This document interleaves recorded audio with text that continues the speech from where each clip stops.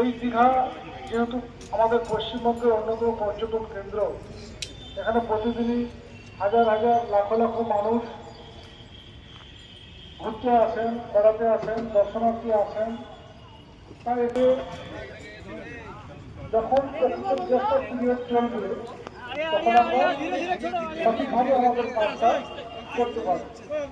আজকে আমাদের এই প্রোগ্রাম আপনারা দেখছেন, এলিজাবেথ টিম খুবই সফলভাবে রোডওয়ে থেকে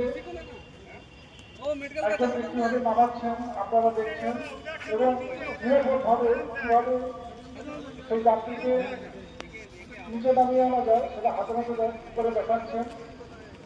যে সকল দর্শনার্থী আছেন, যে সকল টুরিস্ট আছেন, আমি বলবো ভয় পাওয়ার কিছু নেই।